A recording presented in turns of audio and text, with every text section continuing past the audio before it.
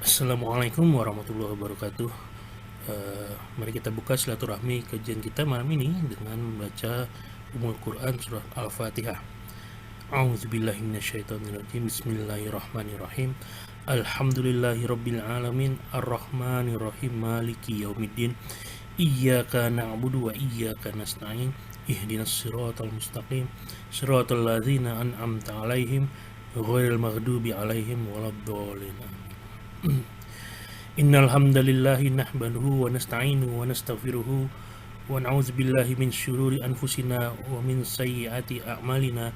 Man yahdihillahu fala mudhillalah wa min yudlilhu fala hadiyalah. Allahumma shalli wa sallim ala sayyidina Muhammad wa ala alihi wa sahbihi ajmain. Amma ba'du.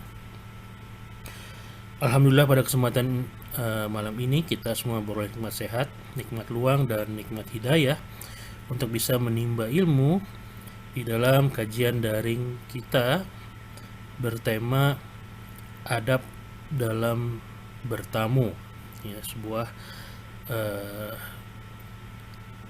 pengembangan dari tafsir surah An-Nur ayat 27 sampai 29, ya, yang insya Allah akan dipandu oleh guru kita Al-Mukarram Al-Ustadz Abdullah Zulfi Akmal.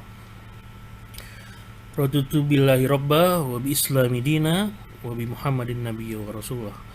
Rabbi zidni ilman warzuqni fahma.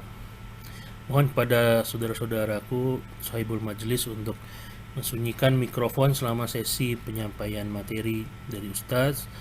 Bila mana ada pertanyaan dapat dititipkan di kolom chat, ya, untuk nanti kita diskusikan, atau bisa raise hand untuk kelak bisa bertanya langsung kepada Ustadz setelah penyampaian materi. Untuk menyingkat waktu, mimbar majelis kami serahkan kepada Ustadz Abdullah Zulfi Akmal. Wassalamualaikum warahmatullahi wabarakatuh. Waktu dan layar kami persilakan Ustadz. Innal hamdalillah nahmaduhu wa nasta'inuhu wa nastaghfiruh wa na'udzu billahi min syururi anfusina wa min sayyiati a'malina. May yahdihillahu fala mudhillalah wa may yudlil falan tajida lahu waliyyan mursyida. Asyhadu an la ilaha illallah wahdahu la syarikalah wa asyhadu anna Muhammadan abduhu wa rasuluhu alladzi ballagha risalah wa addal amanah wa nasahal ummah wa kasyafallahu bihil ummah hatta tarakana fi mahajjatin bayda lailuha kanahariha la yazighu anha illa halik. Ya Rabbana lakal hamdu kama yanbaghi li jalali wajhikal karimi wa azim sultanik. Allahumma shalli ala Muhammadin wa ala alihi wa sahbihi wa man tabi'ahum bi ihsanin ila yaumiddin. Amma ba'd. Ibu bapak dokter yang dimuliakan Allah, kembali kita ucapkan puji dan syukur kehadirat Allah Subhanahu wa taala. Pada malam hari ini kita bisa melanjutkan kajian rutin kita. Salawat beriring salam buat arwah junjungan kita Nabi besar Muhammad sallallahu alaihi wasallam yang telah mewariskan kepada kita syariat yang mulia dan agung ini. Ibu bapak dokter yang dimuliakan Allah, pada malam hari ini sebagaimana rencana kita, insya Allah kita akan tadabburi surah An-Nur ayat 27 sampai ayat 29, dan nanti ada ayat-ayat yang lain yang sejalan dengan ini yang terdapat juga di dalam surah An-Nur ini yang saling jelas dan menerangkan. Sebelum kita masuki kepada tadabbur ayat ini, terlebih dahulu kita perhatikan bahwasanya surah An-Nur ini adalah surah yang menerangkan di dalamnya itu tentang bagaimana Allah Subhanahu wa taala menurunkan syariat tentang hukuman perbuatan zina dan tuduhan melakukan perbuatan zina, di mana Allah Subhanahu wa taala mengecam dan menghukum berat terhadap pelaku perbuatan ini. Dan ternyata ketika Allah Subhanahu wa taala mengharamkan sesuatu dan menghukum orang yang melakukan perbuatan haram itu dengan keras, Allah tidak membiarkan umat manusia begitu saja, tetapi diberi oleh Allah bekal pencegahan sikap preventif untuk jangan sampai terjatuh kepada perbuatan yang hina tersebut.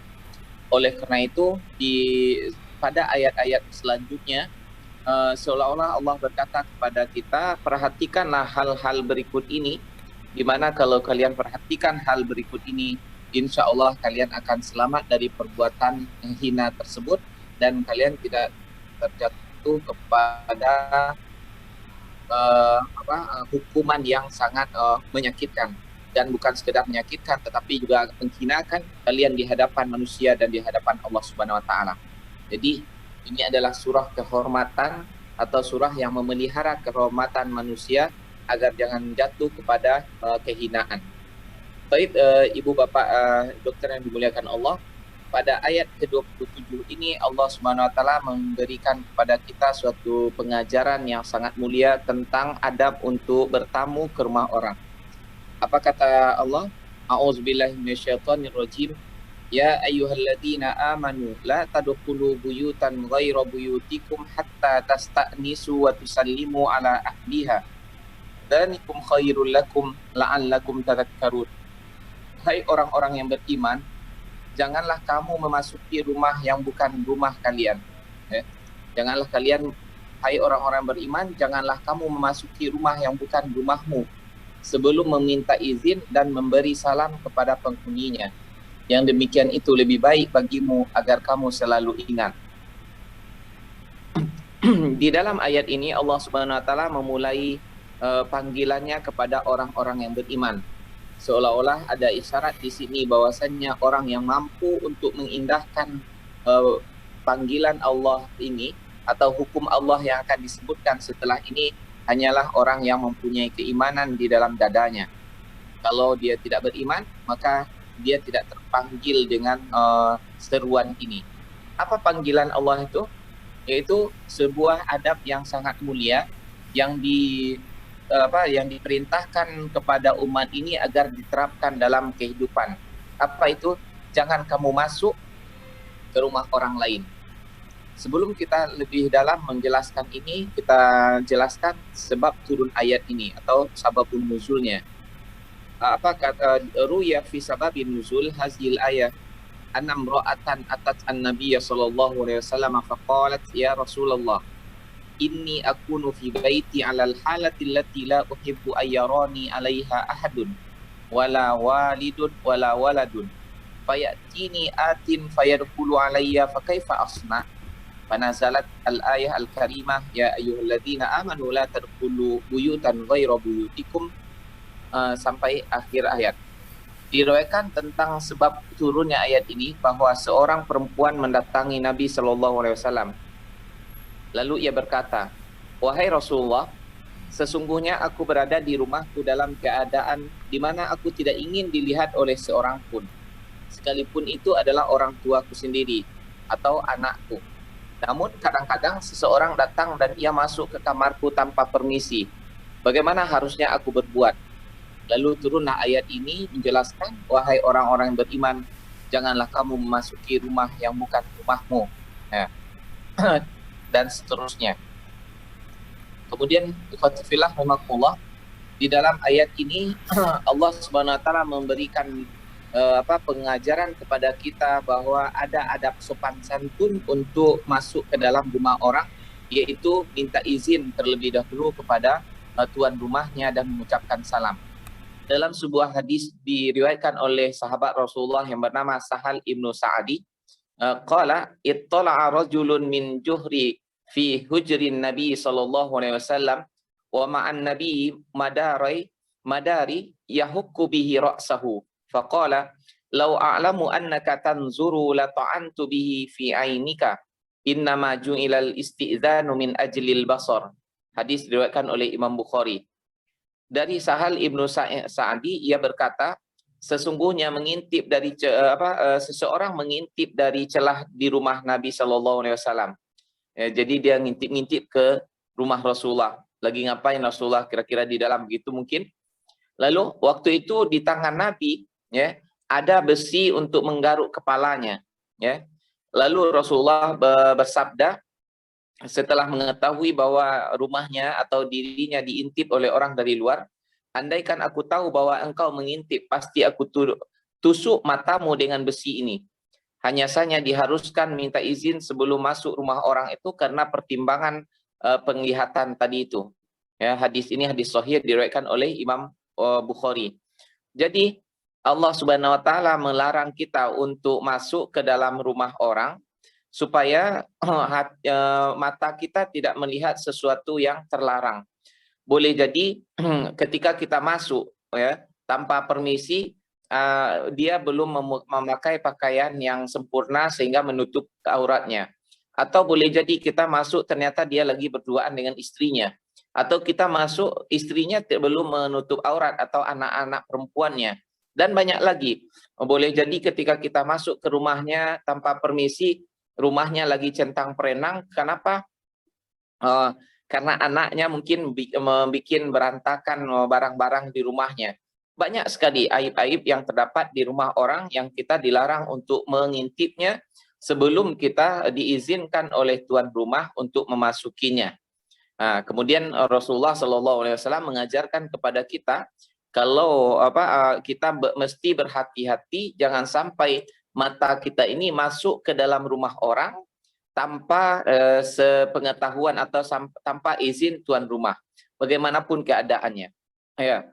Kemudian dalam sebuah hadis ini dijelaskan tentang tidak bolehnya melihat ke dalam rumah orang lain. An Thauban maula Rasulillah sallallahu alaihi wasallam haddatsahu anna an-nabiy sallallahu alaihi wasallam qala la yahillu limri'in muslimin ay yanzura ila jawfi baitin hatta yasta'zin fa in fa'ala faqad dakhal wa la ya'ummu qauman fayakhussu nafsahu bida'watin dunahum hatta yansarif wa la yusalli wa huwa hakinun hatta yatakhaffaf. Rawahul Bukhari fil Adabil Mufrad.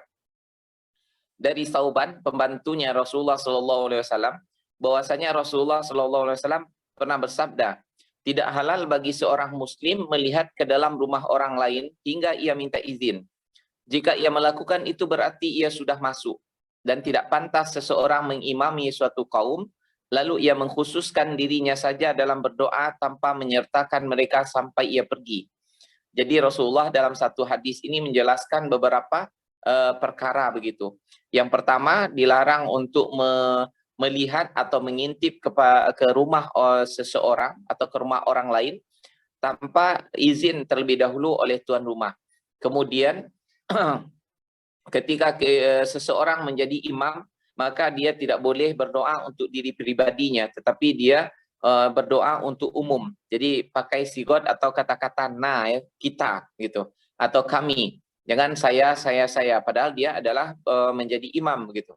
Kemudian dan janganlah sampai ia sholat dalam keadaan menahan buang air kecil sampai ia tunaikan. Ya, jadi dilarang kita sholat dalam keadaan menahan. Sebenarnya bukan menahan buang air kecil saja, tetapi buang air besar juga dan menahan buang angin. Dan ini hukumnya makruh. Hadis ini diriwayatkan oleh Imam Bukhari, tetapi bukan di dalam kitab sahihnya, adanya di dalam kitab Adabul Mufrad namanya. Tentang hadis-hadis yang berkenaan dengan adab-adab.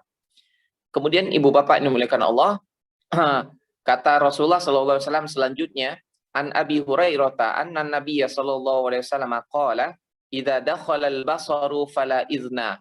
Rawahu Abu Daud wa Ahmad. Abu Hurairah mengatakan bahwasanya Nabi sallallahu alaihi wasallam pernah bersabda, apabila mata sudah masuk ke dalam rumah seseorang begitu, tidak ada artinya lagi minta izin. Artinya walaupun yang masuk baru matanya, badannya belum masuk, tetapi ini sudah dianggap oleh Allah Subhanahu wa taala masuk dengan jasadnya atau badannya secara keseluruhan. Oleh karena itu juga maka kita mempunyai kewajiban untuk menahan pandangan agar jangan pandangan kita duluan masuk ke dalam rumah seseorang yang kita bertamu kepadanya. Dan di sini ada cara-caranya ditunjukkan oleh Rasulullah SAW. Kemudian lebih daripada itu, apa kata Umar bin Khattab? Qala Umar ibnul Khattab radhiyallahu anhu, man mala'a ainaihi fi qa'ati baitin qabla ayyudzana lahu faqad fasaq. Ya, juga diriwayatkan di dalam kitab Adabul Mufrad dan Syu'abul Iman oleh Imam Al-Baihaqi. Umar bin Khattab radhiyallahu anhu dia berkata, siapa yang memenuhi biji matanya dengan ruangan rumah orang lain sebelum ia diizinkan untuk memasukinya, berarti ia telah melakukan suatu perbuatan kefasikan. Ya, fasik ini sesuatu yang berat ya. di mana dia tahu tentang kebenaran tetapi dia tinggalkan. Inilah salah satu pemahaman dari kalimat fasik itu. Jadi ini juga dianggap sebagai perbuatan dosa, sebagaimana dikatakan oleh Ibnu Al-Hajar Al-Haytami. Dia mengatakan, waqad adda Ibnu Hajar Al-Haytami fil kabairi ayattani'a min nahwi sa'man ayattani'a min nahwi saqafi daikin fi dari ghairihi bi ghairi iznihi ala hurmihi. Ibnu Hajar Al-Haytami menggolongkan orang yang menggolongkan kepada dosa besar bagi orang yang mengintip di lubang sempit yang terdapat di dinding rumah orang lain tanpa izin tuan rumah, yang berarti itu adalah perbuatan haram. Jadi mengintip-ngintip ke dalam rumah orang itu adalah perbuatan haram. Barangkali kita mungkin menganggapnya adalah hal biasa, tetapi ternyata ini adalah haram. Kenapa demikian? Karena pandangan mata ini akan mengakibatkan banyak rentetan dosa setelah itu. Sebagaimana yang disampaikan dalam sebuah syair orang Arab, kullul hawadisi mabda'uha minan nazari wa mu'azamun nari min mustasghari syarari kam nazratan fatakat fi qalbi sahibiha fatakas sihamu bila qausin wala watarin wal mar'u ma dama za'ainin yuqallibuha fi a'yunil aini mauqufun 'alal khatari basarun naziruhu ma darra khatiruhu la marhaban bisururin ada bid darari. Setiap kejadian itu bermula dari pandangan. Setiap kobaran api berasal dari percikan yang kecil. Betapa banyak pandangan yang berhasil menembus ke dalam hati pemiliknya, seperti tembusnya anak panah yang dilepaskan dari busur dan talinya. Seorang hamba, selama ia masih mempunyai kelopak mata yang digunakan untuk memandang orang lain, maka ia berada pada posisi yang membahayakan. Menyenangkan matanya tapi membahayakan jiwanya, maka janganlah kamu sambut kesenangan yang akan membawa malapetaka. Maka janganlah kamu sambut kesenangan yang akan membawa kepada malapetaka. Jadi di sini ya Allah Subhanahu wa taala menjaga pandangan mata kita supaya nanti tidak jatuh kepada rentetan dosa-dosa berikutnya. Sebagaimana juga di dalam sebuah syair yang lain dikatakan, nazratun fabtisamatun fasalamun famau'idun faliqa. Awal dari kobaran dosa yang ada di dalam hati itu dimulai dengan pandangan mata terlebih dahulu. Ya, apa katanya? Pandang mata ketemu mata, bibir senyum, lidah bicara, kemudian dilanjutkan dengan pembicaraan dan ucapan salam, dan dilanjutkan dengan pembicaraan yang akhirnya terjadilah berjanji dan pertemuan, dan selanjutnya selanjutnya terjadilah pertemuan, yang dimana pertemuan ini tentulah dimaksudkan pertemuan yang tidak diredhoi oleh Allah Subhanahu wa taala karena dia diawali dengan sesuatu yang haram. Ibu bapak yang dimuliakan Allah, inilah ajaran agama kita yang sangat mulia sekali, di mana Allah Subhanahu wa taala mengharamkan perbuatan zina dan semacamnya, tetapi jauh-jauh sebelum itu terlebih dahulu Allah cegah seluruh apa yang akan membawa kita kepada perbuatan hina tersebut. Ya, dan diantaranya dari sekian banyak penyebab-penyebabnya, salah satunya ini adalah adab, harus mempunyai adab ketika datang atau bertamu ke rumah orang lain, ya, supaya jangan jatuh kepada hal-hal yang tidak diinginkan dari dosa-dosa yang dimurkai oleh Allah Subhanahu wa taala. Kemudian selanjutnya ya dari Allah katakan di sana, ya ayyuhallazina amanu la tadkhulu buyutan ghaira buyutikum hatta tasta'nisu wa tusallimu. Jangan kalian masuk sampai kalian memberi salam meminta izin dan memberi salam kepada penghuninya. Sekarang muncul salam dulu ya. Salam dulukah atau minta izin terlebih dahulu? Ya, apakah kita mengucapkan salam terlebih dahulu atau minta izin? Karena di dalam ayat itu dikatakan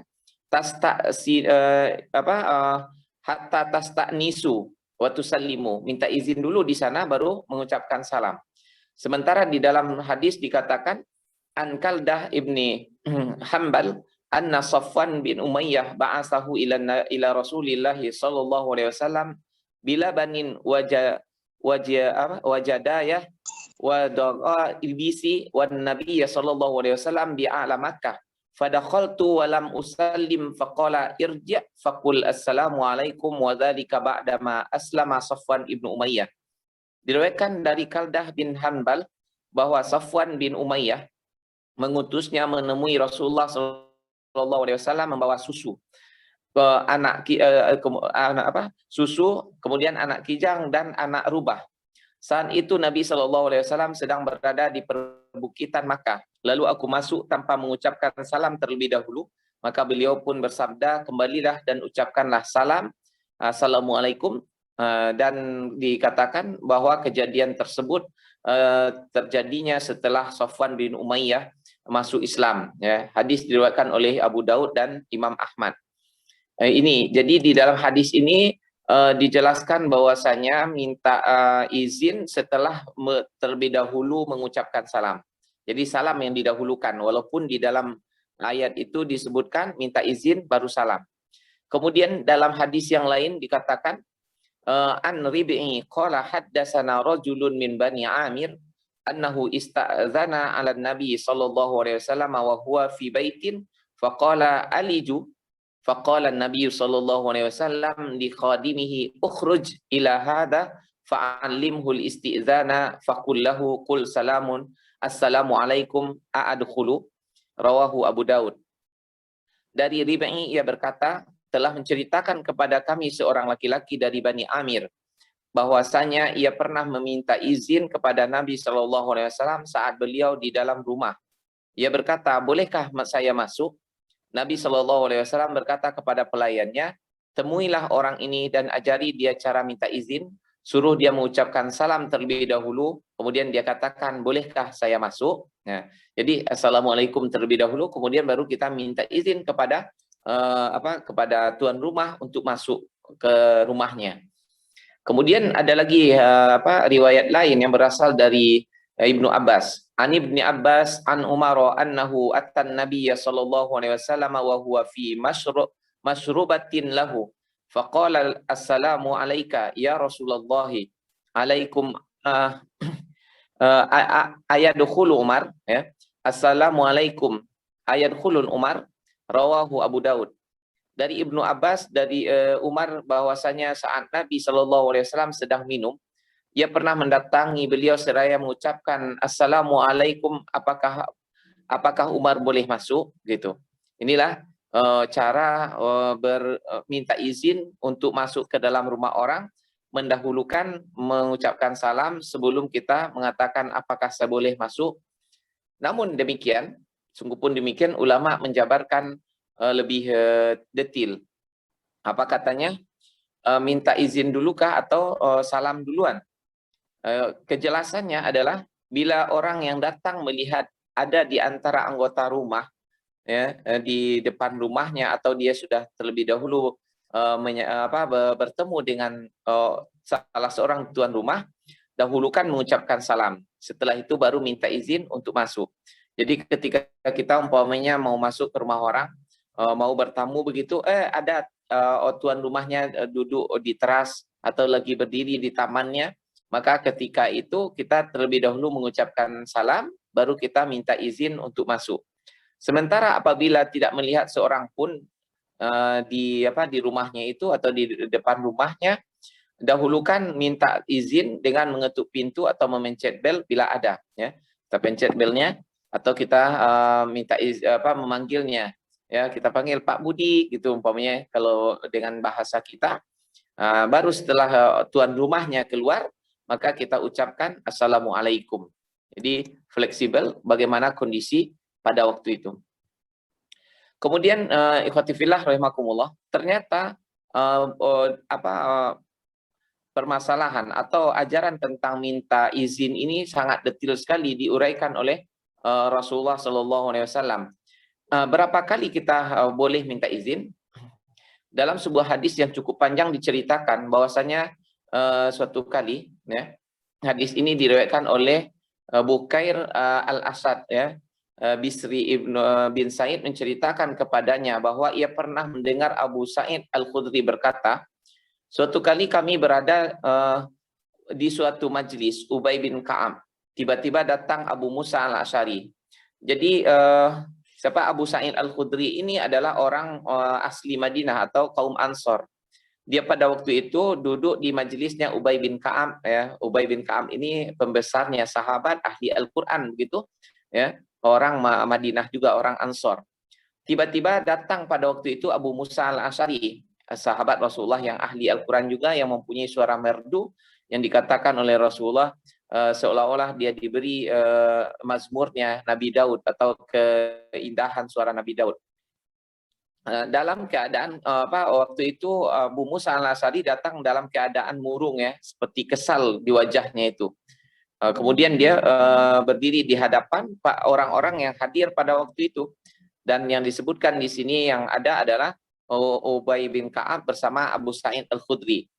Lalu ia berkata, aku meminta kepada kalian atas nama Allah ya. Adakah di antara kalian yang mendengar Rasulullah bersabda, minta izin itu 3 kali. Bila diizinkan boleh masuk, jika tidak silahkan pulang kembali. Jadi Rasulullah mengatakan demikian. Minta izin masuk rumah orang itu cukup 3 kali saja. Dan bila diizinkan silahkan masuk, kalau tidak diizinkan ya segera pulang. Nah, jangan ngotot terus untuk masuk ke rumah orang. Kemudian Ubay bertanya, untuk apa itu? Kenapa kamu minta seperti itu? Abu Musa menjawab, aku minta izin kepada Umar bin Khattab kemarin sebanyak 3 kali. Tidak ada yang mengizinkanku, lalu aku kembali. Kemudian hari ini aku mendatangi beliau kembali, lalu aku masuk ke rumahnya. Aku memberitahu beliau bahwa aku sudah datang kemarin. Karena kedatangan kemarin itu atas perintah Umar. Ya, dia pesan kepada orang, tolong suruh datang ke sini Abu Musa al-Asy'ari. Kemudian aku sudah mengucapkan salam 3 kali, kata Abu Musa al-Asy'ari. Setelah itu aku pergi. Umar berkata, kami sudah mendengarmu sementara kami dalam keadaan sibuk saat itu. Kenapa engkau tidak minta izin sampai engkau diizinkan? Jadi waktu Abu Musa al-Asy'ari datang ke rumahnya Umar bin Khattab, padahal waktu itu dia datang atas perintah Umar ini, ya, dipesan kepada orang, tolong suruh Abu Musa datang ke rumah saya. Kemudian ternyata pas dia berada di pintu rumah, dia ucapkan Assalamualaikum 3 kali. Kemudian tidak ada yang membukakan pintu, tidak ada yang mempersilahkan masuk, pulang kembalilah Abu Musa al-Asy'ari ini. Kemudian keesokan harinya bertemu lagi dengan Umar, dia datangi lagi. Kemudian ditanya oleh Umar, kenapa kamu kemarin tak datang? Kan aku sudah suruh kamu datang kemarin itu. Kemudian kata Abu Musa al-Asy'ari, aku sudah datang, sudah aku ketuk pintu 3 kali, ya, tapi engkau tidak ada seorang pun yang membukakan pintu. Sementara aku pernah mendengar dari Rasulullah bahwa keizinan untuk meminta masuk ke rumah orang itu hanya 3 kali saja. Ya, 3 kali meminta izinnya.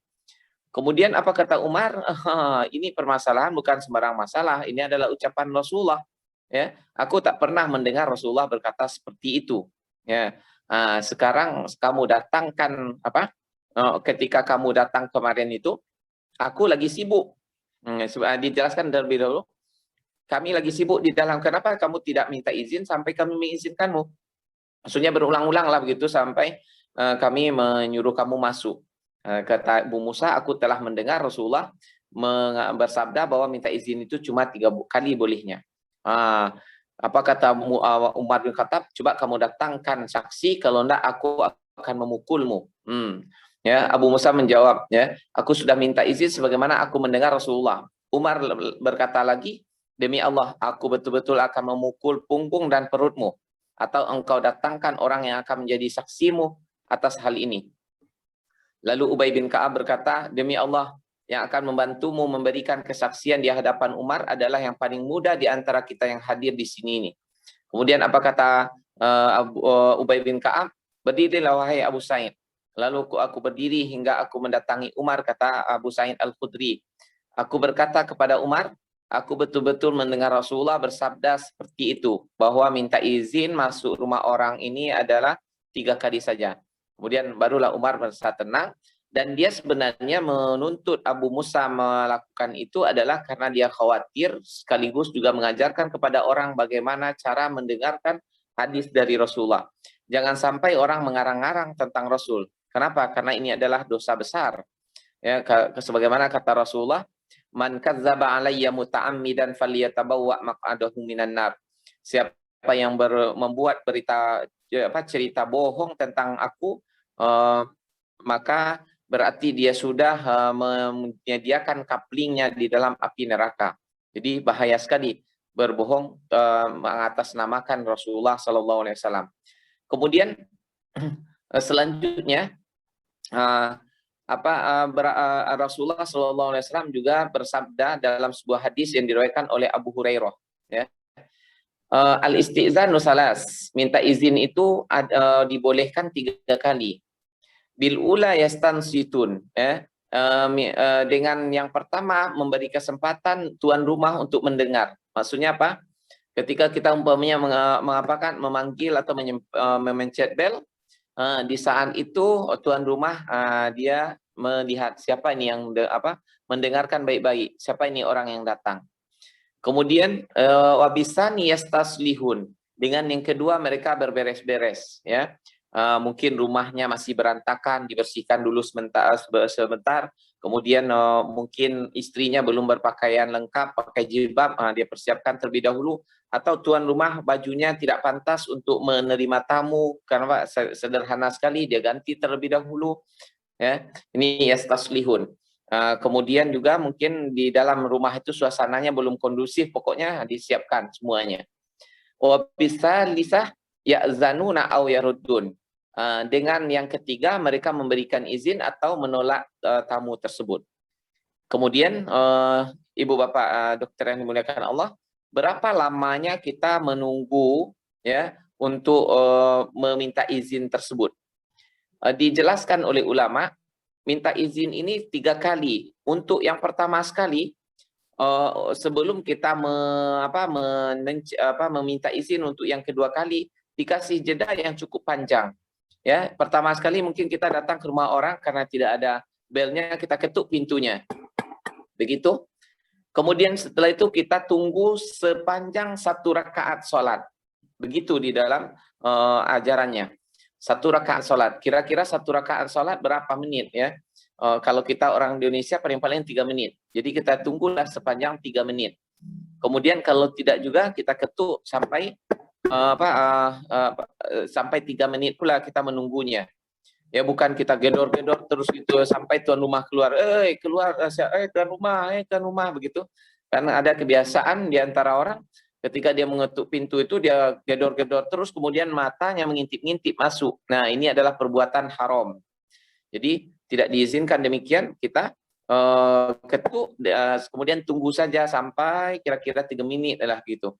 Kemudian untuk yang ketiga kalinya barulah kita tunggu apakah tuan rumah ini siap untuk menerima kedatangan kita atau dia tidak siap sehingga kita harus kembali lagi pulang, ya. Nah, ini mungkin berat bagi kita untuk mendengarnya atau apalagi untuk menerima dan melakukannya.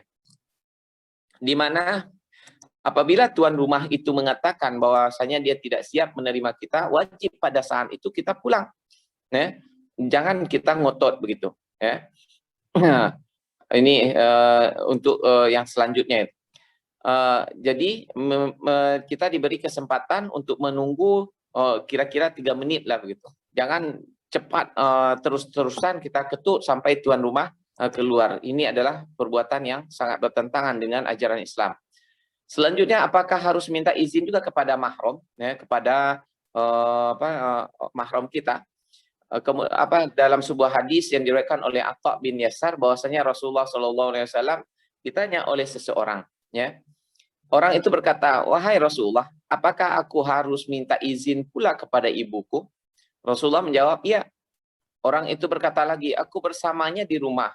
Lalu Rasulullah bersabda lagi, minta izin kepadanya. Laki-laki itu kembali berkata, aku melayaninya ya Rasulullah. Kemudian Rasulullah SAW pun menjawab, minta izin kepadanya. Apakah kamu suka bila melihat dia telanjang? Laki-laki itu pun menjawab, tidak. Terakhir Rasulullah bersabda lagi, makanya minta izinlah kepadanya. Jadi walaupun kepada mahram kita, ibu, saudara perempuan kita, kemudian bahkan kepada anak kita sendiri, ya, sebelum kita masuk ke dalam kamarnya atau kita masuk rumahnya, kita terlebih dahulu minta izin, ya. Selanjutnya apakah minta izin dan salam keduanya itu adalah perbuatan yang wajib? Nah, ini juga pertanyaannya muncul. Ya, minta izin itu adalah wajib hukumnya.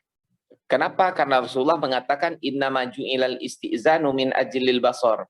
Hanya saja diharuskan minta izin sebelum masuk rumah orang karena pertimbangan penglihatan tadi itu. Jangan kita melihat sesuatu yang tidak baik terhadap tuan rumah atau melihat aibnya, ya, auratnya. Kemudian mengucapkan salam itu adalah sunnah sebagaimana dalam hadis Rasulullah SAW bersabda, la tadkhulunal jannata hatta tu'minu. Kalian tidak akan masuk surga sampai kalian beriman. Wala tu'minu hatta tahabbu. Dan kalian tidak akan beriman sampai kalian saling mencintai. Awala adullukum ala syai'in idza fa'altumuhu tahabbtum. Maukah kalian aku tunjukkan tentang sesuatu apabila kalian melakukannya akan muncul rasa saling mencintai di sesama kalian. Tanpa menunggu jawaban iya atau tidaknya dari sahabat, Rasulullah SAW langsung menjawab, afsus salamu bainakum. Tebarkan salam sesama kalian. Hadis diriwayatkan oleh Imam Muslim. Jadi kesimpulannya, membaca salam itu adalah sunnah, meminta izin itu adalah wajib. Ya. Kenapa? Karena khawatir nanti kita melihat sesuatu yang tidak baik dari tuan rumah. Kemudian di dalam ayat itu dikatakan wa tusallimu ala ahliha, dan kamu mengucapkan salam kepada ahlinya. Di sini ini ya, yang dimaksud dengan ahli itu orang yang tinggal di rumah itu. Baik ia pemilik rumah sendiri atau penyewa atau peminjam. Bila bila rumah sudah dihuni orang lain dengan cara sah, ya, umpamanya dengan cara dipinjam atau cara disewa, maka tidak boleh lagi diterobos walaupun oleh pemiliknya sendiri. Jadi jangan mentang-mentang itu adalah rumah kita, padahal sudah kita sewakan kepada orang lain, lalu kita lalu lalang saja masuk ke dalamnya. Ini betul-betul perbuatan yang tidak senonoh. Ya, karena saya pernah dapat curhatan dari mahasiswa, kata dia, Ustadz, saya tinggal di rumah Sianu itu, tapi ketika saya pergi kuliah, dia satron di rumah saya, dia lihat-lihat begitu di dalamnya. Walaupun tidak ada yang hilang, tetapi nanti akan ada tanggapan-tanggapan. Ini adalah haknya orang yang tinggal di sana, maka kita tidak perlu ikut campur. Ya, karena itu ketika kita sewakan kepada orang, pada hakikatnya pada waktu itu kita lagi melepaskan keberhakan kita terhadap tempat itu. Kita serahkan kepada orang dan sebagai muqabil atau balasannya kita mendapatkan bayaran begitu. Nah, kemudian selanjutnya adab di sini juga, apa kata Allah, wa in qila lakum murji'u farji'u. Apabila dikatakan kepadamu, ngotot, ya, apalagi marah dan kesal bila tuan rumah tidak siap menerima kedatangan orang yang bertamu. Ya, jadi umpamanya kita sudah jauh-jauh datang ke rumahnya, kemudian sampai di rumahnya itu dia katakan, saya tidak siap untuk menerima tamu, silahkan balik lagi ke rumah Anda sendiri. Mungkin kita akan dianggap oleh orang sebagai orang yang tak beradab. Tetapi inilah aturan Allah dan Rasul-Nya. Apabila ini kejadian pada diri kita, maka patuhi, ya, dan di sanalah nampaknya ketundukan kita. Ketaatan kepada Allah Subhanahu wa taala bukan diwujudkan di dalam masalah sholat, puasa, sedekah, haji, bukan itu saja, tetapi dalam seluruh aspek kehidupan kita harus tunduk dengan ketentuan Allah Subhanahu wa taala.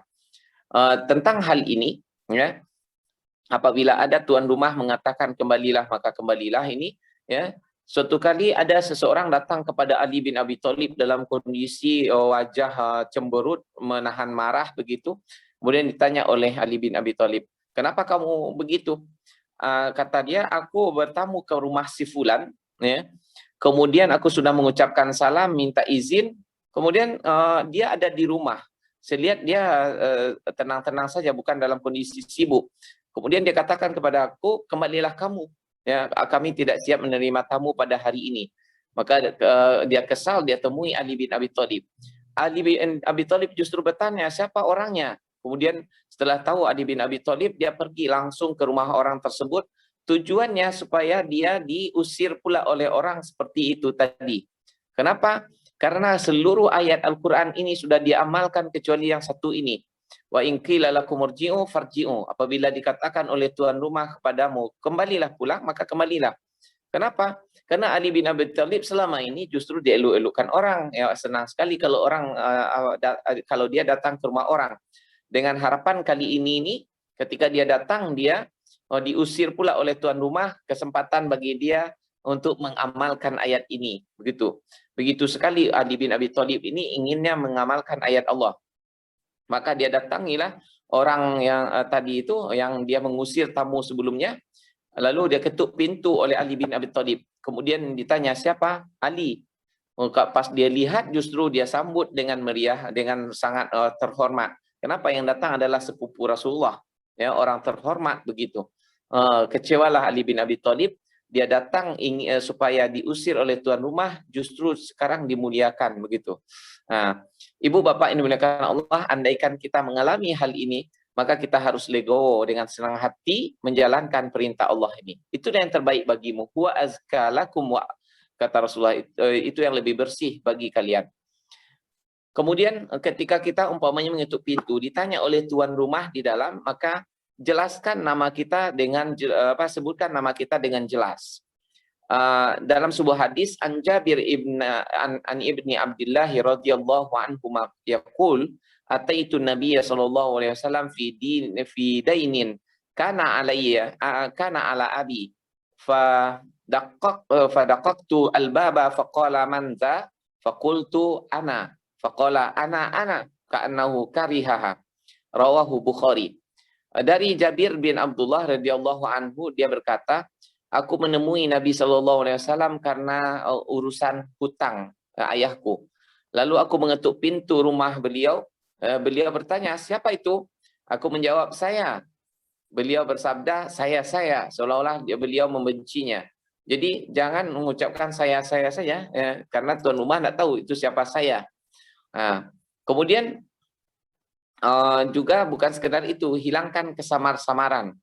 Lamma khataban Nabi sallallahu alaihi wasallam fi nisa'i fi yaumil 'idi insarafa ila manzilihi qala rawi falamma sara ila manzilihi ja'at Zainabu imra'atu ibni Mas'ud tasta'zinu alaihi faqila ya Rasulullah hadhi Zainabu faqala ayya Zayanib faqila imra'atu ibni Mas'ud qala na'am udunu laha i'zanu laha fa'azina laha, rawahul Bukhari. Setelah Nabi berkhutbah di hadapan para wanita pada hari Id, ya, beliau pun kembali di hari raya maksudnya, beliau pun kembali menuju ke rumah beliau atau pulang ke rumahnya. Perawi hadis ini mengatakan, sesampainya beliau di tempat tinggalnya, datanglah Zainab istri Abdullah bin Mas'ud meminta izin kepada beliau. Lalu dikatakan kepada beliau, wahai Rasulullah sallallahu alaihi wasallam, ini adalah Zainab, ya. Dia mengatakan kepada Rasulullah, ini adalah Zainab. Beliau bertanya, Zainab siapa? Dikatakan Zainab istri dari Ibnu Mas'ud. Beliau berkata, oh ya, bersihkanlah dia. Persilahkanlah dia. Maka dia diizinkan oleh Rasulullah untuk memasuki rumah Rasul. Hadis ini diriwayatkan oleh Imam Bukhari, ya. Hadis sahih tentunya. Jadi detail sekali, ya, apa yang harus kita lakukan ketika sebelum masuk ke rumah orang itu. Apabila kita ditanya, sebutkan nama. Kalau umpamanya nama itu banyak, umpamanya namanya siapa? Muhammad yang mana begitu? Muhammad anaknya Bapak Fulan begitu yang tinggal di sana. Jelaskan demikian supaya hilang kesamaran di dalam perkiraan tuan rumah. Selanjutnya nama juga disebutkan nama yang terang, yang jelas, umpamanya siapa Muhammad seperti tadi. Kemudian Muhammad banyak sekali, sebutkanlah Muhammad bin Abdullah kayak bin begitu, supaya tidak ada kesamarannya. Kemudian sebelah mana kita berdiri ketika kita mengetuk pintu tuan rumah. Ini pun sampai hal ini pun diatur oleh Rasulullah. Karena Rasulullah sallallahu alaihi wasallam idza ata baba qaumin lam yastaqbil al-baba min tilqa'i wajhihi walakin min ruknihil aiman awil yasar wa yaqulu assalamualaikum assalamualaikum. Ya, apabila Rasulullah SAW mendatangi rumah orang, beliau tidak berdiri di depan pintu, akan tetapi di samping kanan atau di samping kiri. Kemudian beliau mengucapkan salam, assalamualaikum, assalamualaikum. Karena saat itu rumah-rumah belum dilengkapi dengan tirai katanya, belum ada yang menutupi antara tuan rumah dengan tamu yang datang. Hadis diriwayatkan oleh Abu Daud. Ya. Jadi ketika kita datang kita harus menyamping, jangan pas di depan pintu. Kenapa? Ketika tuan rumah membuka pintu, langsung mata kita masuk ke dalam rumahnya. Nah, ini tidak sopan sekali, ya. Jadi kita menyamping sebelah kanannya atau sebelah kirinya begitu. Nah, selanjutnya ayat-ayat yang berkenaan dengan ini semuanya, yaitu tentang minta izin. Ada lagi yang lain masih di dalam surah An-Nur ini juga, di mana ini minta izin khusus ya bagi orang-orang tertentu. Apa kata Allah? Ya ayyuhallazina amanu liyasta'zinkumul ladzina malakat aymanukum walladzina lam yablughul huluma minkum salasa marrat min qabli salatil fajri wa hina tad'una siyabakum minaz zahirati wa min ba'di salatil isya salasu auratil lakum laisa alaikum wala alaihim junahun ba'dahunna tawafuna alaikum ba'dukum ala ba'din kadzalika yubayyinullahu lakumul ayati wallahu alimun hakim. Hai orang-orang yang beriman, hendaklah budak-budak lelaki dan wanita yang kamu miliki dan orang-orang yang belum balik di antara kamu meminta izin kepada kamu 3 kali dalam satu hari, yaitu sebelum sembahyang subuh, ya.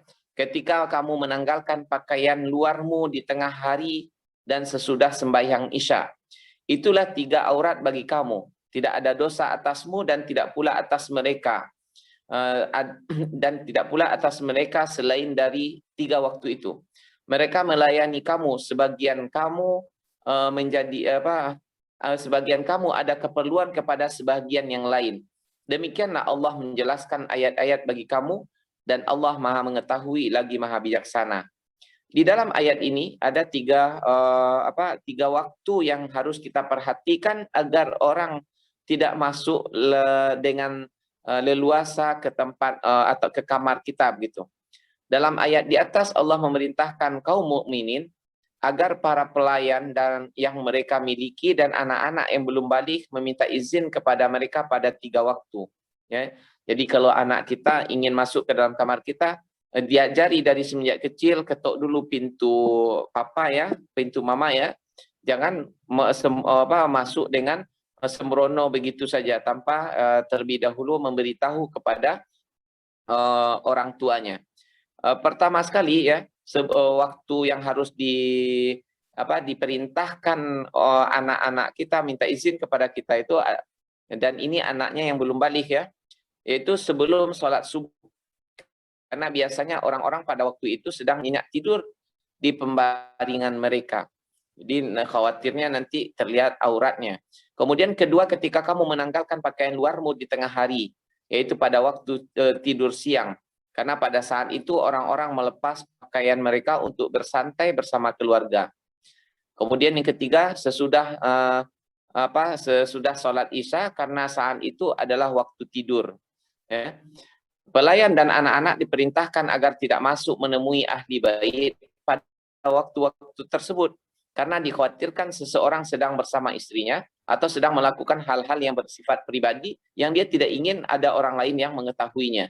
Dan privasi ini dipelihara oleh Islam dengan sebaik-baiknya. Selanjutnya di dalam ayat berikutnya, wa idza balagal atfalu minkumul huluma falyasta'zinu kama sta'zana alladziina min qablikum kadzalika yubayyinullahu lakum ayatihi wallahu alimun hakim. Dan apabila anak-anakmu telah sampai umur baligh, maka hendaklah mereka meminta izin seperti orang-orang yang sebelum mereka meminta izin. Demikianlah Allah menjelaskan ayat-ayatnya, dan Allah Maha mengetahui lagi Maha bijaksana. Jadi kalau anak itu sudah balik ya, maka dia harus minta izin setiap akan masuk, bukan pada waktu tertentu 3 yang tersebutkan tadi itu saja. ya, tapi pada setiap waktu mesti dia minta izin. Kemudian bila anak sudah balik, ya, Imam Auza'i mengatakan atau meriwayatkan diriwayatkan oleh dari Yahya bin Abi Kasir, ia mengatakan apabila seorang anak masih balita, ia harus meminta izin kepada kedua orang tuanya, ya, bila ingin masuk menemui keduanya dalam kamar, gitu. Ya, harus diajarkan dia minta izin terlebih dahulu. Jangan sembrono lalu lalang begitu saja. Pada 3 waktu tersebut, ya, dia minta izin pada waktu yang 3 tadi itu. Apabila ia telah mencapai usia balik, ia harus minta izin di setiap waktu lagi. Bukan pada waktu yang 3 tadi itu saja.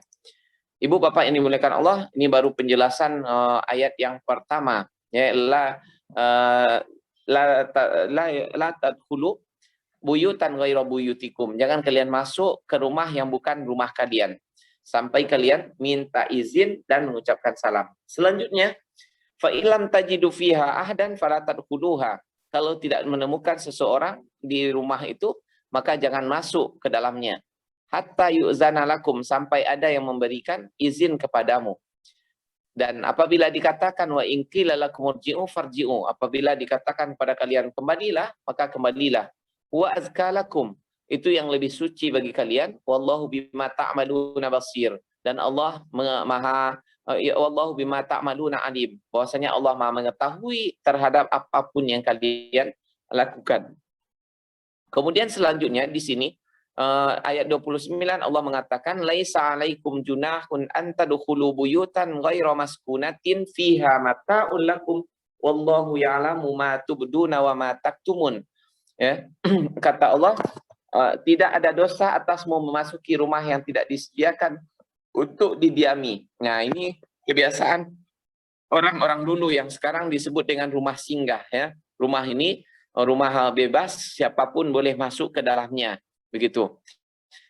Kenapa? Karena ini adalah disediakan bagi orang yang mungkin di dalam perjalanan kehabisan bekal atau dalam kondisi lainnya, ya. Dan rumah-rumah seperti ini, ya, rumah singgah ini tidak mesti kita minta izin sebelum masuk ke dalamnya. Boleh kita masuk tanpa izin dan tanpa mengucapkan salam terlebih dahulu. Inilah ibu bapak dokter yang dimuliakan Allah, ya, bahwasanya kajian kita pada hari ini berkenaan dengan sifat atau perbuatan preventif agar tidak jatuh kepada perbuatan maksiat besar, yaitu perzinaan. Maka seluruh hal-hal yang akan membakar syahwat terlebih dahulu dipadamkan atau disalurkan kepada jalan yang benar, begitu. Maka ini salah satunya, yaitu menjaga pandangan ketika kita masuk ke dalam rumah orang. Dikhawatirkan nanti, ya, betapa banyak kejadian-kejadian di mana orang tidak bisa menahan pandangannya, akhirnya orang yang sudah bersuami, ya, jatuh cinta lagi kepada suami orang lain atau sebaliknya. Ini kenapa? Gara-gara mata tidak terpelihara. Ibu bapak dokter yang dimuliakan Allah, barangkali untuk pembukaan pengantarnya saya cukupkan dulu sampai di sini. Mungkin banyak hal yang perlu kita diskusikan di dalam masalah ini, ya. Sebelumnya saya kembalikan terlebih dahulu kepada moderator Pak Dr. Ahmad Fauzi, ya. Ya. Alhamdulillah, terima kasih Ustaz Zulfi. Ada beberapa pertanyaan, ya.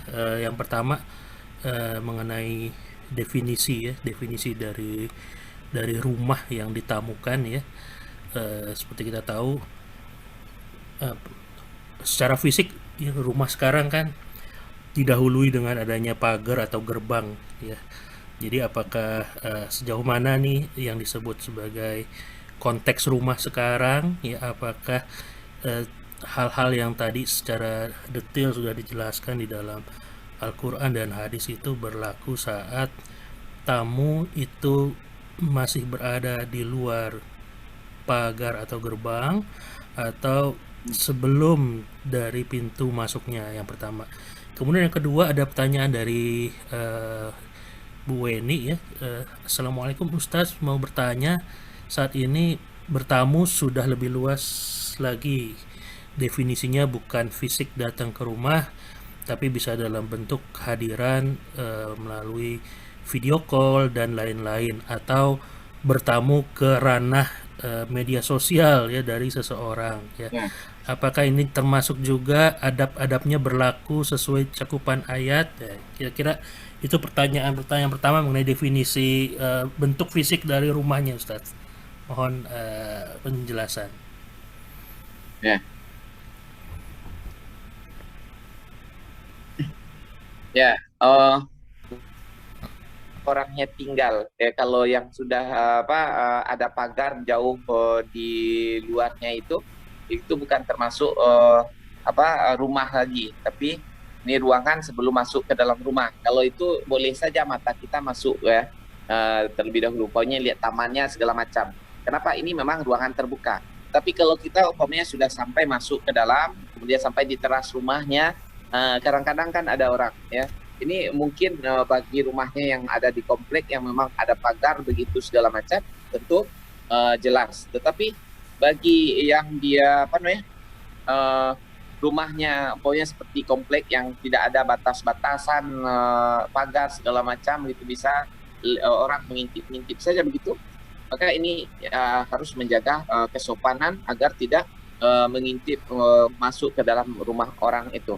Seperti di jendela umpamanya kan kita gini, rata-rata rumah orang Indonesia jendelanya di depan, di samping, langsung di samping pintunya. Beda dengan rumah orang Arab. Kalau rumah orang Arab ya pintu begitu, kemudian tidak ada jendela kiri kanan. Nanti jendelanya ke arah sana yang tidak bisa dilihat oleh orang, ya, ke arah berlawan arah dari tempat masuk begitu. Dan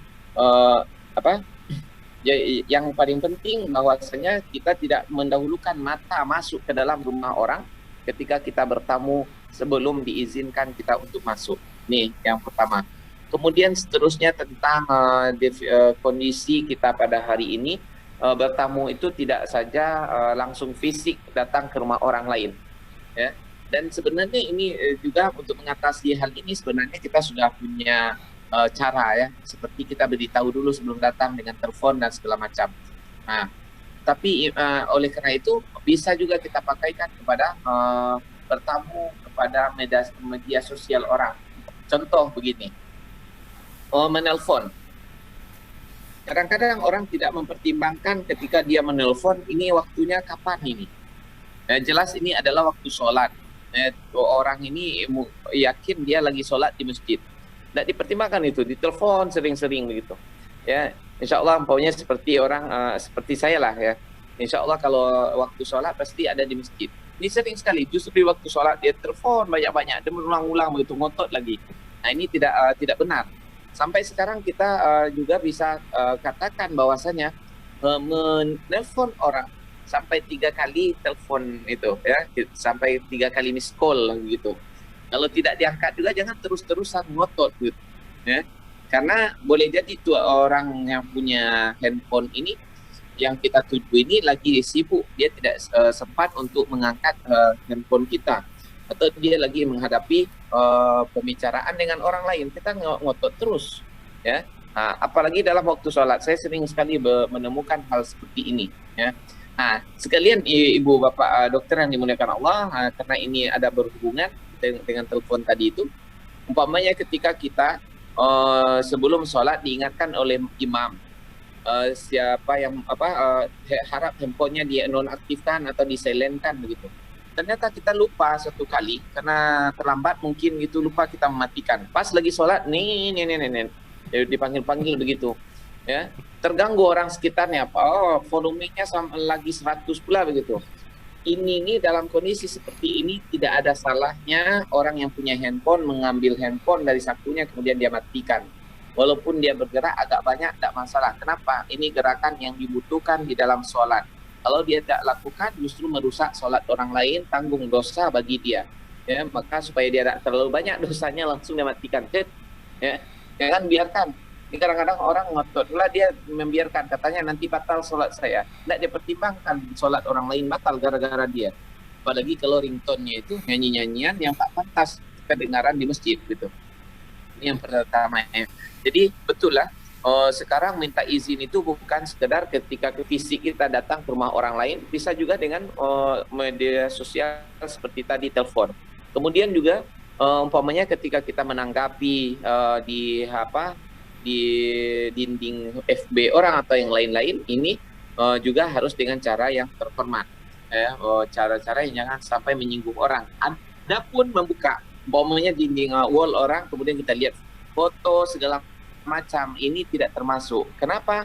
Ini sudah wilayah publik yang memang dia tampilkan begitu. Silakan lihat tentang dia. Jadi jangan sampai nanti kan saya belum minta izin kepada orang yang lihat-lihat. Nah, kalau ini kan memang sesuatu yang memang untuk sudah di publish supaya dilihat oleh orang siapapun orangnya begitu, dan sudah diizinkan nih. Nah, tapi sama juga ini kalau membuka HP orang bagaimana? Ini sama persis lah. Membuka HP orang yang tidak pakai password umpamanya, atau kita tahu cara membongkar passwordnya, sama itu mending masuk ke rumah orang. Ya. Ini wilayah privasi masing-masing orang. Baik itu, makanya juga di sini tidak, walaupun itu adalah HP sanak famili kita, ya, mesti juga kita mempunyai sopan santun untuk hal tersebut. Berdosa kalau kita dengan sembrono, dengan seenaknya mengambil HP orang, kemudian kita buka, kemudian kita periksa-periksa, apalagi sampai cerita di WhatsApp-nya, cerita di FB-nya, dan inbox-nya. Ini dosa besar sekali. Nanti sampai umpamanya kita melihat sesuatu yang tidak pantas, muncul rasa kecurigaan, kebencian, atau permusuhan dengan orang lain, tanggung sendiri, ya.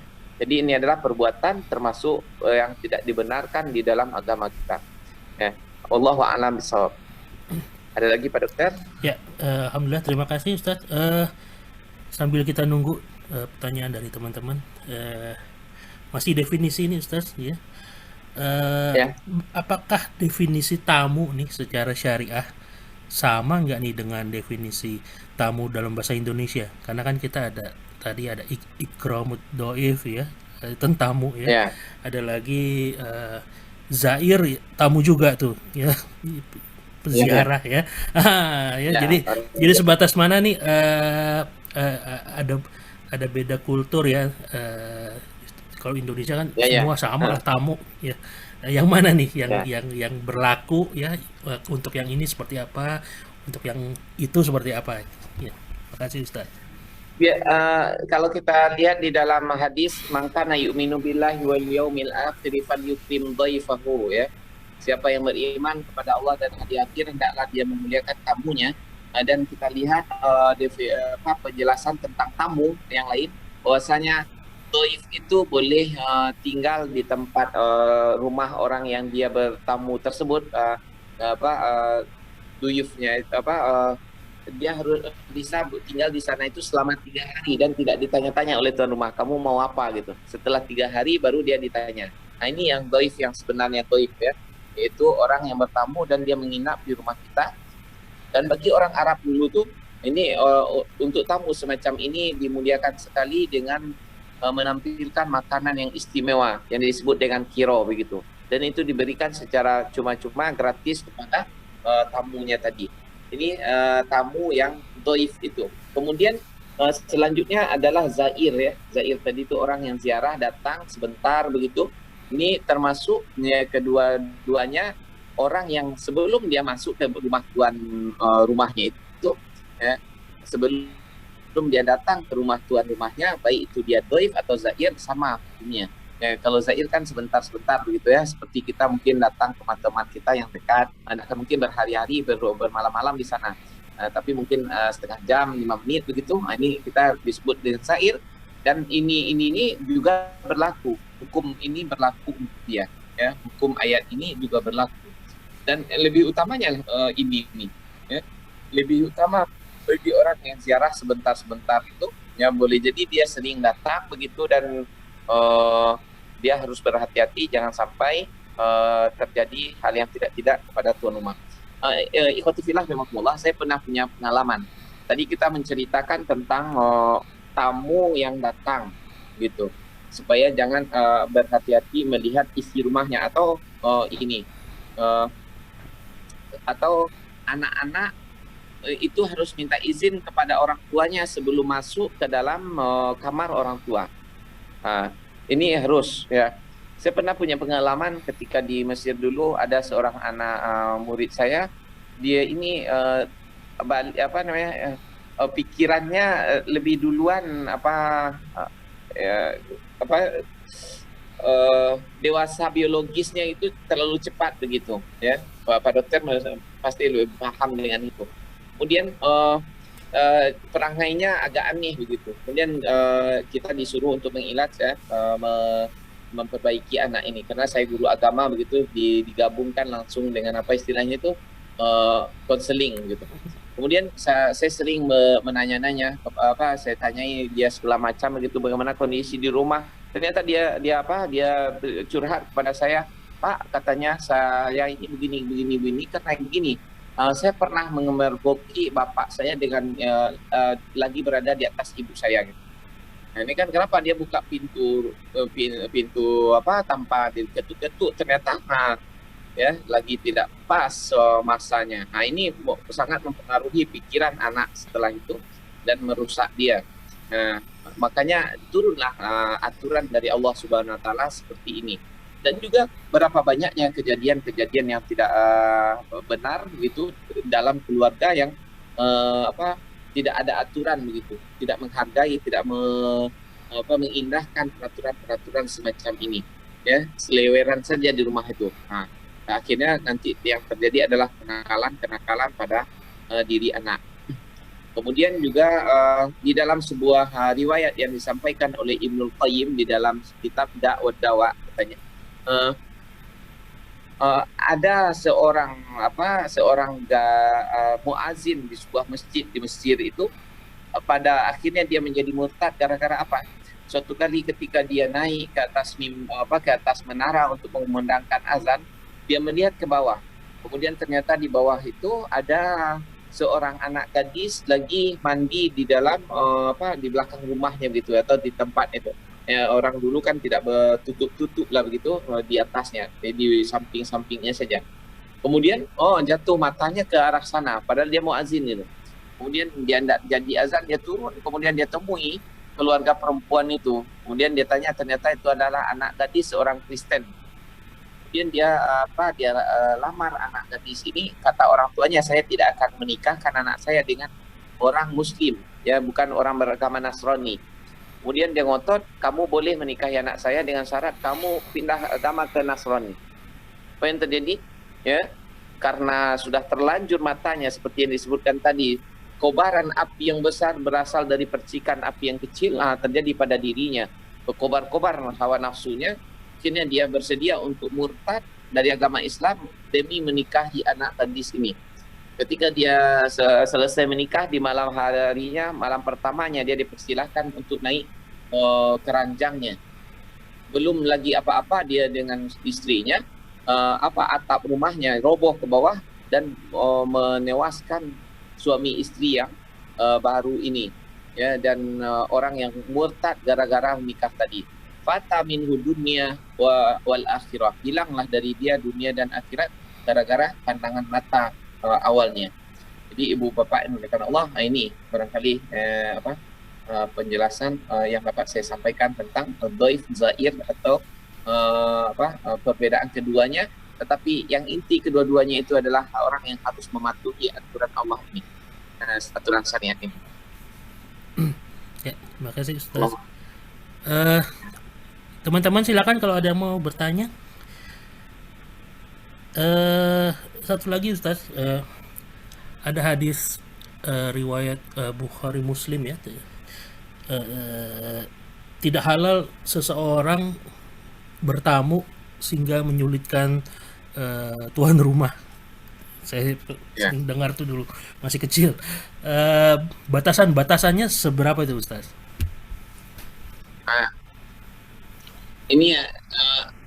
Inilah keistimewaannya agama Islam. Satu lagi ada hubungan timbal balik, ya. Hubungan timbal balik yang bertamu sadar diri dan tuan rumah juga harus sadar diri, ya. Dia mempunyai kewajiban untuk melayani tamunya semampunya dia, jangan memaksa-maksakan diri. Kemudian juga orang yang bertamu juga harus tahu diri, jangan sampai memberatkan tuan rumah. Nah, ini saya akan cerita sedikit tentang bagaimana akhlaknya orang Arab jahiliyah dulu. Di antara salah satu kelebihan orang jahiliyah, walaupun mereka jahiliyah, tapi ada sesuatu yang sangat mahal berharga pada diri mereka, yaitu sifat suka memuliakan tamu. Ya, mereka suka memuliakan tamu, dan ini terkenal sekali. Ya, bagi mereka sangat aib apabila tamu datang ke rumah. Tamu yang dimaksudkan tadi itu orang yang datang yang dia menginap sampai 3 hari tadi itu ya. Nah, itu yang dimaksudkan. Ini mereka berbangga sekali. Datang tamu ke rumahnya, tidak akan dia tanya-tanya, sampai 3 hari akan dia sediakan makanan istimewa namanya kiro. Dan itu pasti ada dagingnya begitu. Makanan istimewa untuk tamu namanya kiro. Ada suatu keluarga, dia didatangi oleh tamu. Sementara dia tak punya apa-apa untuk dipersembahkan kepada tamunya. Kemudian apa yang dia lakukan? Dia asah pisaunya tajam-tajam begitu untuk menyembelih anak kandungnya, dan nanti dagingnya ini akan dipersembahkan kepada tamu. Daripada dia malu tidak memuliakan tamu, dia mau mengorbankan anak dia sendiri begitu. Ketika dia lagi asik menangis-nangis begitu mengasah pisau untuk menyembelih anaknya, kebetulan lewat seekor kijang di belakang rumahnya, langsung dia ambil panah, kemudian dia panah, dan akhirnya alhamdulillah selamatlah anak ini berkat adanya kijang untuk dipersembahkan kepada tamunya. Ini sifat berlebihan pula, ya. Sifat ini itulah yang dikecam oleh Islam, di mana mereka mempunyai sifat mulia tetapi kelewat batas begitu. Nah, ini Islam datang untuk mengajarkan kepada kita, wa kadzalika ja'alnakum ummatan wasatan. Demikianlah kami jadikan kalian itu umat yang pertengahan, sedang-sedang di dalam segala hal, tak berlebihan, tak berkekurangan gitu. Jadi ini kebiasaan orang Arab memuliakan tamu. Makanya Allah Subhanahu wa taala, Rasulullah mengatakan innama bu'istu liutammima makarimal akhlak. Aku hanya diutus untuk menyempurnakan akhlak.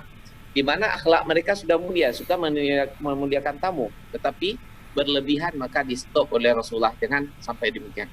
Ada lagi selain itu, di dalam fikih kita mendapatkan salah satu di antara yang haram dimakan, yaitu bangkai. Dan yang termasuk bangkai itu adalah daging yang dia ambil dari tubuh hewan yang hidup. Contoh, umpamanya kita punya kerbau, kita butuh daging 1 kilo 2 kilo saja. Sementara kan mungkin kita menyembelih kerbau, kemudian ditebas saja pahanya karena tebal begitu. Diambil daging pahanya 1 kilo begitu. Ini adalah perbuatan haram, dan daging yang diambil itu adalah daging sama dengan derajatnya dengan bangkai begitu. Kenapa ada pula hal semacam ini? Karena memang orang Arab jahiliyah dulu melakukan hal ini. Ketika datang tamu ke rumahnya, kemudian dia cuma mempunyai satu-satunya onta begitu. Kalau dia sembelih onta ini, tentu dengan apa pencariannya setelah itu? Maka ditebas sedikitlah daging di pahanya untuk dipersembahkan kepada tamu. Nah, ini juga tidak diizinkan berlebih-lebihan begitu, dengan hal yang masuk akal saja dan sanggup dilakukan oleh tuan rumah. Ya, jangan memaksa-maksakan diri, dan juga tidak halal bagi tamunya untuk memaksa memberatkan tuan rumahnya.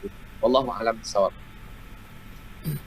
Ya, alhamdulillah, terima kasih Ustaz. Teman-teman, ada yang mau bertanya? Dokter Andoko, selamat datang. Lagi sakit Pak Andoko ya? Iya, lagi nggak kurang Demam. sehat katanya. Apakah ada pertanyaan Dokter Andoko, Dokter Elvi, Dokter Kiki, Dokter Marlina, Dokter Ira, Dokter Uci, Dokter Firna, Dokter Weni, ada pertanyaan lagi?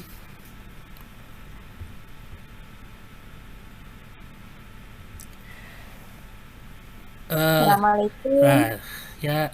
Assalamualaikum. Pak Ustadz nanya, kalau kita kan sekarang banyak ya, mungkin apa ya, kiriman paket segala macam gitu ya.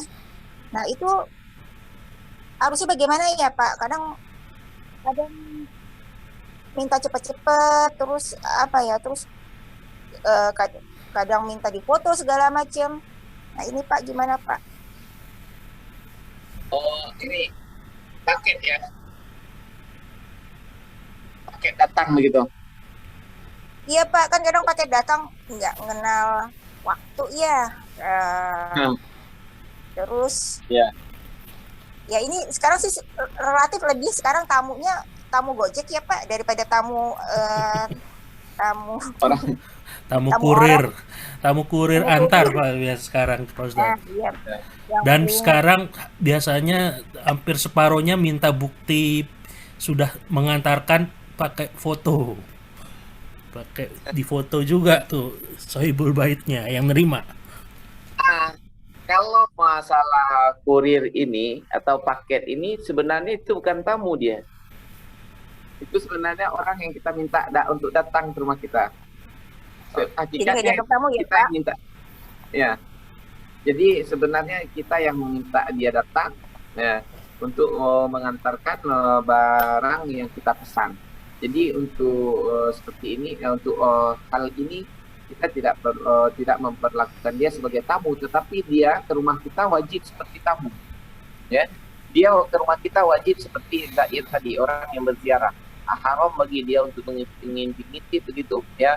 Tugas dia cuma untuk meminta izin untuk menyampaikan barang. Kemudian kalau dia pas seorang muslim atau apa, dia ucapkan afdal, dia ucapkan assalamualaikum. Tapi yang wajib sebagaimana kita katakan tadi, meminta izin hukumnya wajib, mengucapkan salamnya adalah sunnah atau anjuran saja. Jadi untuk kurir dia harus mempunyai adab minta izin, sementara untuk kita tidak mempunyai kewajiban untuk seperti memperlakukannya bagaikan doif tamu, karena dia bukan tamu, tapi istilahnya di sini ini orang upahan lah gitu, ya, orang upahan. Allah alam. Sama lah kira-kira dengan pembantu tadi itu tuh hukumnya. Jadi kalau pembantu harus dia minta izin begini-begini sebelum dia masuk ke rumah kita. Ada Eh, lagi? Gimana Bu Uci?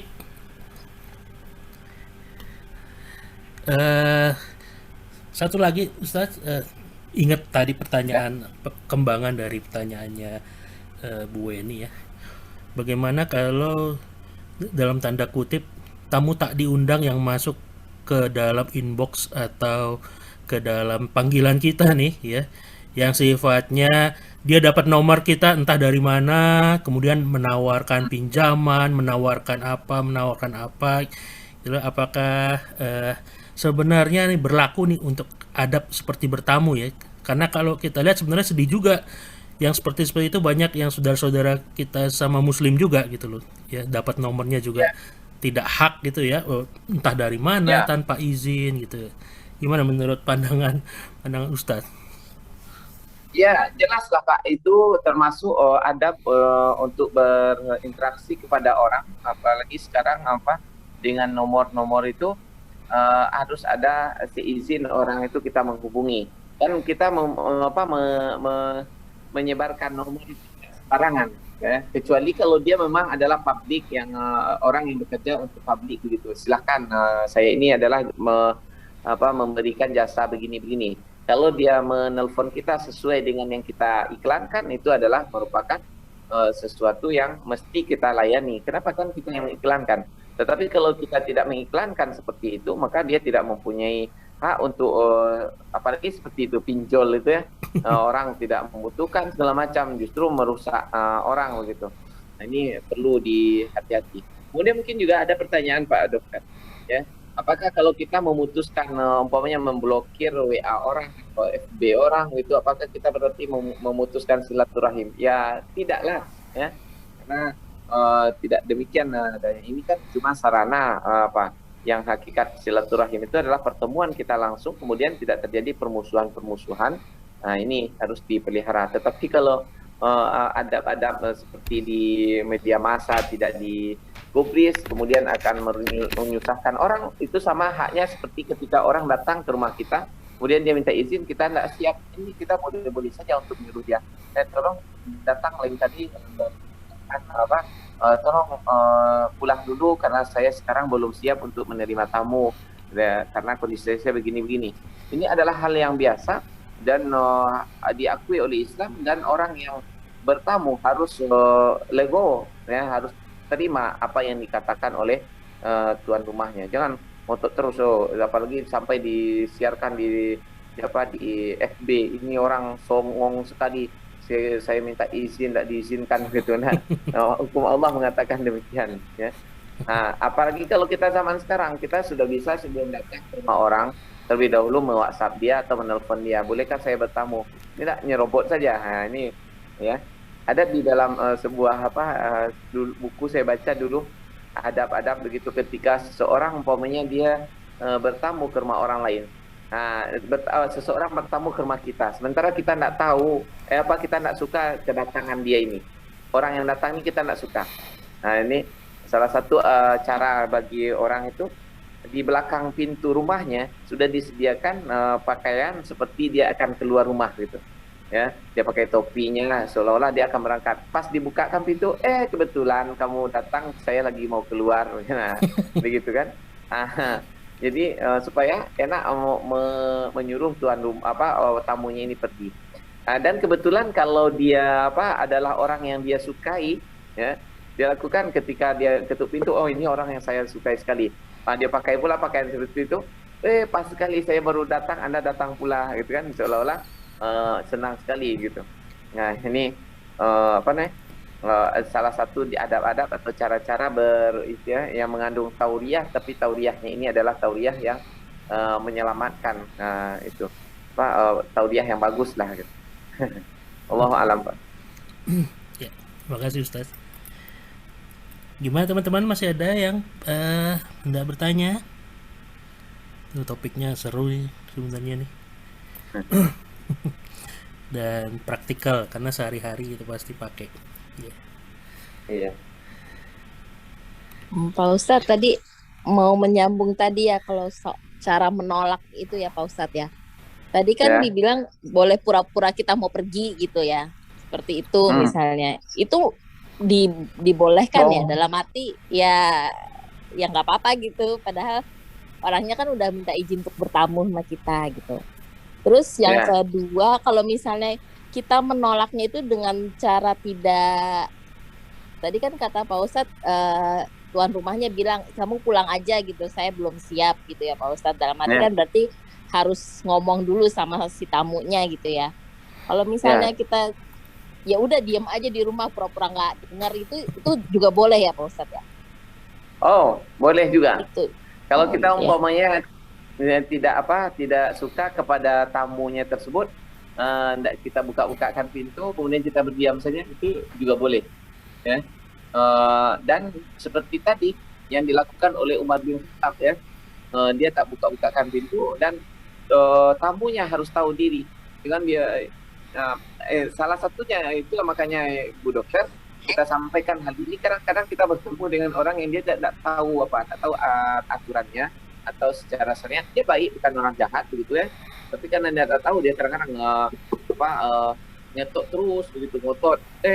Ini di terasnya banyak sandal kok, bahkan kedengaran di dalam rumah itu ada orang berbunyi-bunyi begitu ya, orang bercakap-cakap, tapi kita datang nggak digubris gitu. Ini berarti tuan rumah tak siap, pulang saja. Nah, inilah aturan agama kita yang memang kadang-kadang menguji kita gitu, apakah kita beriman dengan aturan Allah ini atau tidak. Jadi walaupun kita umpamanya mendengar ada orang di dalam rumah, sandal di terasnya berbaris-baris gitu, katakan orang ramai di dalam, kalau tuan rumahnya tidak mau menerima kita, ya kita pulang saja, jangan ngotot terus. Ini aturan dari Allah Subhanahu Wa Taala. Dan juga bukanlah dikatakan kita kurang adab atau orang kurang ajar. Oh, ini tamu sudah jauh-jauh dari tempat, dari rumahnya datang ke rumah kita, sementara dia minta izin, kita suruh pulang lagi. Jadi bisa dibayangkan kalau umpamanya saya datang dari Padang, kemudian datang ke rumah ibu di depan pintu begitu, kemudian bilang balik lagi lah gitu. Padahal saya dari Padang ini, salah sendiri. Kenapa tidak dikasih tahu dulu? sebelum kedatangan, supaya orang siap gitu. Atau mungkin boleh jadi tunggu dulu, nanti kita datang jam 1, saya baru siap menerima Anda, nanti jam 3 saya terima. Ini hukum yang harus orangnya menerima dengan hati lapang, ya, dengan bantuan.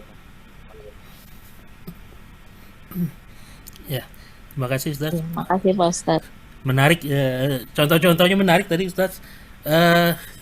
Kemudian saya jadi bertanya-tanya nih ya, seperti kasus kayak tadi ya yang dicontohkan analogi dari Ustaz ya. Misalkan ada tamu dari jauh ya, dari luar kota, dari luar pulau mungkin ya, tidak berkabar, kemudian tiba-tiba datang di depan pintu kita, kemudian kita pada akhirnya kita izinkan bertamu, tapi kita setengah hati gitu ya, kurang ikhlas gitu ya. Nah, itu jadinya gimana tuh Ustaz? Jadi di dalam pembahasan kita nih soal adab bertamu nih ya, kita terima ya, tapi kita menyimpan rasa jengkel gitu ya, kayak nggak ikhlas gitu ya, dan jadi kayak mungkin hilang nantinya tuh ya pahala kita untuk memuliakannya ya, karena ada sedikit ganjalan rasa jengkel mungkin gitu ya. Makanya itulah ada di dalam istilah orang Arab as-sarahah, berterus terang itu akan mendatangkan kemenangan gitu.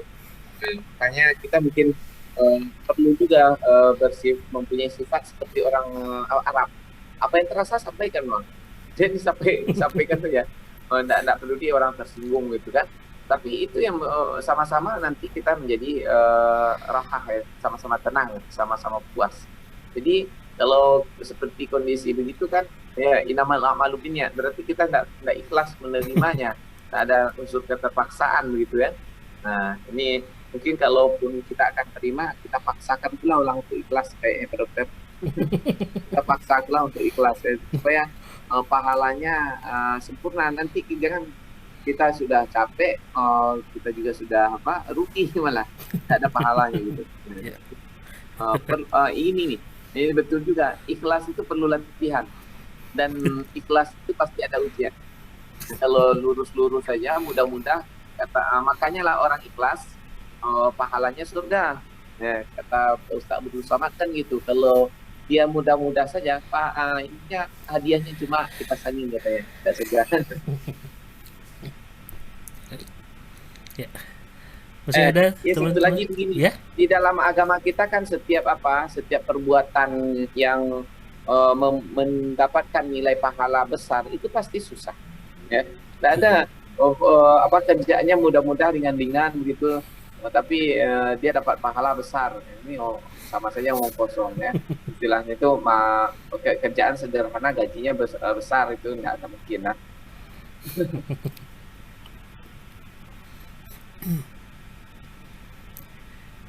Saya ada pertanyaan teman-teman.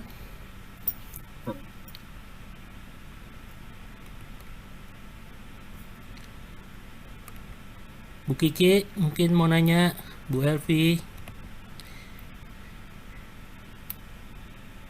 Bu Firna.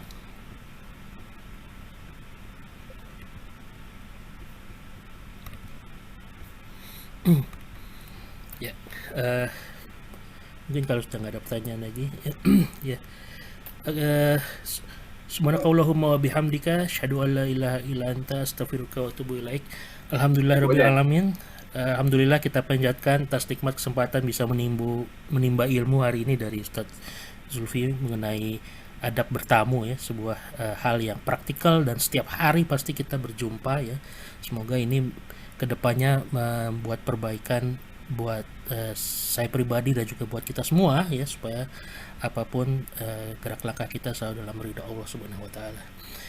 Sebelum guru kita Ustaz Zulfi undur diri, perkenankan saya mohon doa penutup Ustaz.